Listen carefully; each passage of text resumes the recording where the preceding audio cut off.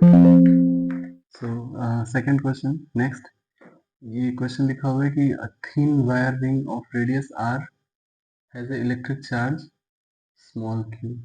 Let's consider कि इस पर टोटल जो स्मॉल q चार्ज है और इसका रेडियस r है। सो इसका रेडियस r हो गया। What will be the increment of a force stretching the wire if the point charge q not is placed at the centre of ring. तो मान लीजिए रिंग का सेंटर कहीं यहाँ है और यहाँ पर एक चार्ज रख दिया गया क्यू नॉट। एक्चुअली बहुत ही थिन रिंग, इसको आप ऐसा मान लीजिए थिन रिंग लिखने का मतलब ये है कि जैसे बीच में यहाँ पर एक चार्ज रखेंगे तो ये थोड़ा सा ये इसमें स्ट्रेचिंग जैसा कुछ आएगा और स्ट्रेचिंग का मेन कारण होगा टेंशन। तो मान लीजिए कुछ ऐसा होगा, हम कुछ ऐसे कंसीडर करते हैं, डी थीटा का एक छोटा सा एलिमेंट ले लेते हैं। ये पूरा जो एलिमेंट है this is D theta. Just a second.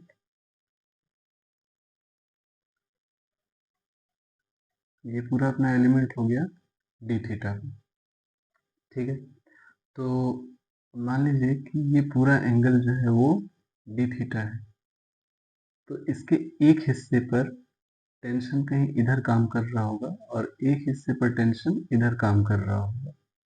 That means कि हम ऐसे समझें कि इसको अगर कुछ इस तरह से डिवाइड करा जाए तो ये आ जाता है, just a second let's change the colour. ये हो जाता है कितना, डी थीटा बाई टू।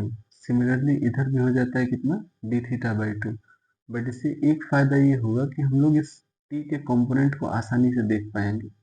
अगर ये डी थीटा बाई टू है दैट इज ये भी हो गया डी थीटा बाई टू। और अगर ये डी थीटा बाई टू होता है तो ये भी हो जाता है कितना, D theta by two. Similarly इधर भी कितना हो जाएगा, डी थीटा बाई टू। तो अगर इस टी के कंपोनेंट को देखेंगे आप तो इधर हो जाएगा कितना, T cos theta, sorry D theta by two. Similarly इधर हो जाएगा T cos D theta by T. और इधर कितना हो जाएगा,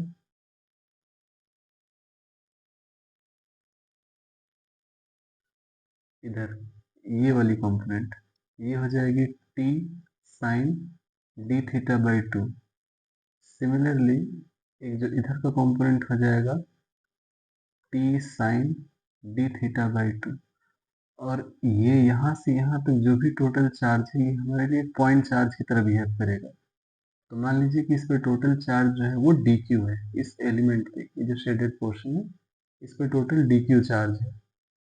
अब ये भी प्लस और ये भी प्लस, तो यहाँ पर अगर टोटल नेट फोर्स लिखना चाहेंगे तो कहीं इधर के डायरेक्शन में होगा। तो हम लोग एक दोनों फोर्सेस को एक बार लिख के देख लेते हैं, k q into d q divided by r square equals to T sine d theta by two. चूंकि वर्टिकल साइड में यानी नीचे के डायरेक्शन में दो फोर्सेस काम कर रहे हैं तो चाहे तो हम लोग इसको 2 से मल्टीप्लाई कर सकते हैं। Just say so this will become k q naught by r square into d q. मतलब हम ऐसे समझते हैं कि 2 पाई में टोटल क्यू चार्ज है तो डी थीटा में कितना चार्ज होगा, Q by 2 pi into d theta. तो जहाँ डी क्यू है असल में यही अपना क्या बन जाएगा, this will becomes d q. तो डी क्यू की जगह पे वैल्यू रख देते हैं क्या, q by 2 pi into d theta equals to 2। एक और कंडीशन है कि हमारा थीटा बहुत स्मॉल है। तो एक मैथमेटिकल कंडीशन ये है कि अगर साइन थीटा यानी theta is very small then sine theta can be written as theta. So similarly हम लोग इस पूरे sine d theta by two term को क्या लिखने वाले हैं, d theta by two. Getting my point. तो थोड़ा अगर ध्यान से देखेंगे तो इधर डी थीटा इधर भी डी थीटा सब कैंसिल हो जाता है, बचेगा कितना, k q not into q divided by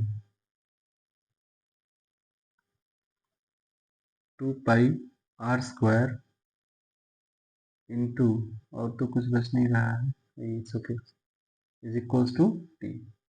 So this will become the stretching force, that is tension.